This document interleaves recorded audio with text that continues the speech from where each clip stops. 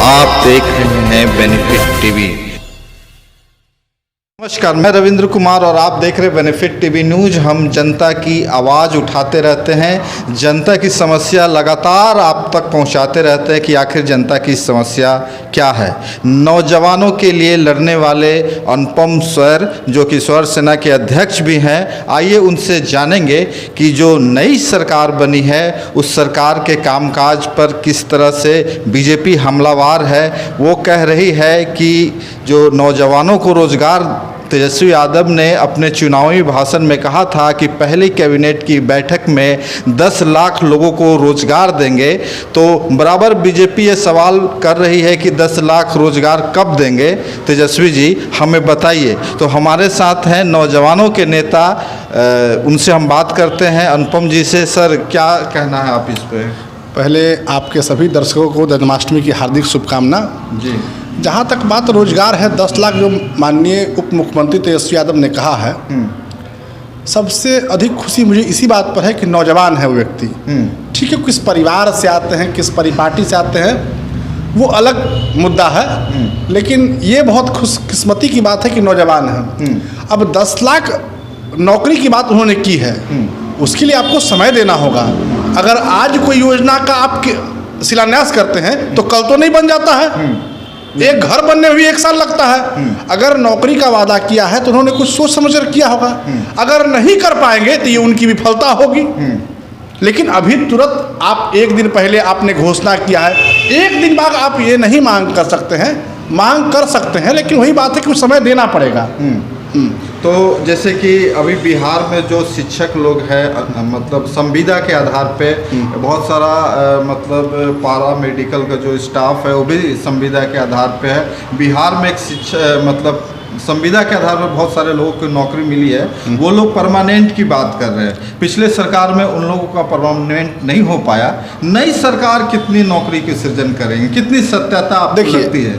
अभी जो बातें हो रही है, जो बातें कही जा रही है मीडिया के माध्यम से या मंचों पर, उससे तो लग रहा है कि सरकार नौकरी देने के नियत से है। अब कितना नौकरी संविदा वाले को परमानेंट कर पाती है, ये देखने का विषय है। मैं बार बार कह रहा हूँ, अभी 2-3 महीना समय देखिए, उसके बाद चाहे कोई भी विपक्षी पार्टी हो, तब हमलावर आप होइए कि भाई आपने कहा था, उसका कुछ तो दिखना चाहिए।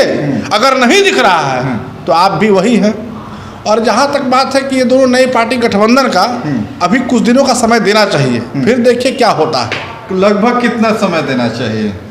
आप बस 1-2 महीना, 2-3 महीना आप देखिए पहले समय। अब सरकार बनी है, अब सरकार बनेगी, काम करने के लिए नीति और नियम तय होंगे, फिर ना बात होगी। अभी बात हुई कि 20 लाख नौकरी देंगे, आज तो नौकरी देंगे भाई, उसके लिए पैरामीटर नियुक्त किया जाएगा, नोटिफिकेशन होगा, फॉर्म भरेगा, एग्जाम होगा, तब ना परिणाम नियुक्त होगा। मेरी सवाल ये थे कि जो लोग संविदा के आधार पे हैं वो बराबर प्रोटेस्ट कर रहे हैं कि हमें परमानेंट किया जाए और सामान्य वेतन दिया जाए। वैसे लोगों को सरकार क्या करेगी? मतलब सरकार क्यों नए पुराने वाले को तो परमानेंट नहीं कर रही, नई नौकरी की घोषणा कर रही? कहीं लोक लुभावन तो ये वादा नहीं है? नहीं, लोक लुभावन की बात नहीं है। बात जहाँ तक अपने संविदा वाली की, सरकार को इस पर अपना नियत स्पष्ट करना होगा।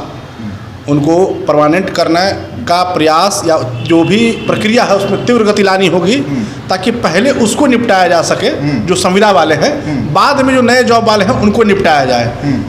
अब इसमें सरकार का नियत स्पष्ट होगा 1 से 2 महीने में कि संविदा वाले को क्या करते हैं आप। पहले उनका ख्याल रखिए, जो संविदा पहले से कार्य कर रहे हैं, जो उस फील्ड में अपना योगदान दे चुके हैं कई साल पहले, अब उनको परमानेंट करने का समय आ गया है। तो कृपया अगर आपको सक्षमता है तो कदम जरूर कीजिए। मेरा ही कहना है, मेरा ही मानना है। विपक्ष बराबर कह रहा है कि जंगल राज रिटर्न हो गया, जंगल राज रिटर्न हो गया, अपराधी मामले बढ़ गए हैं और मतलब बिहार में एक तरह से बहुत बड़ी समस्या खड़ी हो गई ये नई सरकार बनने से। इस पे आपको क्या कहना है, कितना आपको सत्य लगता है? नहीं, जंगल राज पार्ट 2 की बात हो रही है। देखिए, ये सब शब्द मीडिया का उपज होता है, ये सब शब्दावली आप लोग का ही उपज है। ये कहीं कोई जंगल राज पार्ट 2 पार्ट 3 की बात नहीं। हाँ, अपराध में कभी कमी कभी तेजी आता रहता है।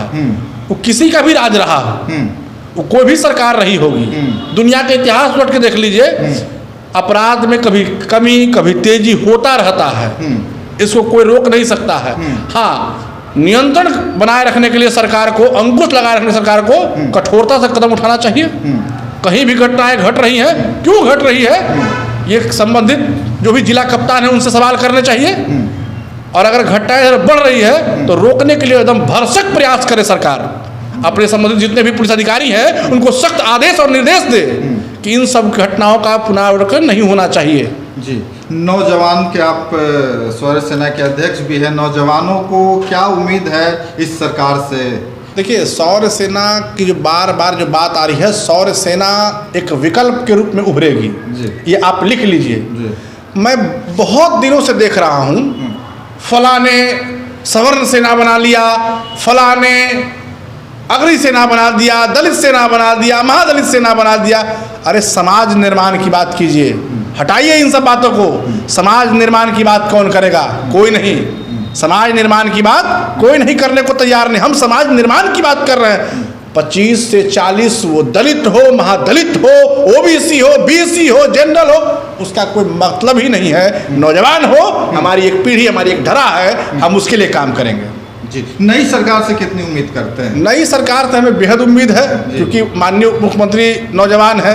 हम चाहेंगे कि नौजवानों को अपने दल में, और सभी दल को आग्रह करते हैं कि अपने दल में मौका दें। नए चुनाव में अधिक से अधिक नौजवानों को मौका देने का प्रयत्न करें, जिससे ताकि जो विकास है वो और तीव्र गति से हो। जी, लास्ट सवाल आपसे सर, नौजवानों से हमारे चैनल के माध्यम से क्या अपील करना चाहिएगा? नौजवानों से यही अपील है कि आप अधिक से अधिक सौर्य सेना से जुड़े और हम नए विकल्प के रूप में उभरे, इसका भरसक प्रयास करें। यही हमारा उम्मीद है और इसी को लेकर हम चले हैं, इस संकल्प के साथ चले हैं और जल्द ही इस संकल्प को पूरा किया जाएगा। अपना परिचय दे दीजिए हमारे दर्शकों को। अनुपम शौर्य, सौर्य सेना प्रमुख। आप देख रहे हैं बेनिफिट टीवी।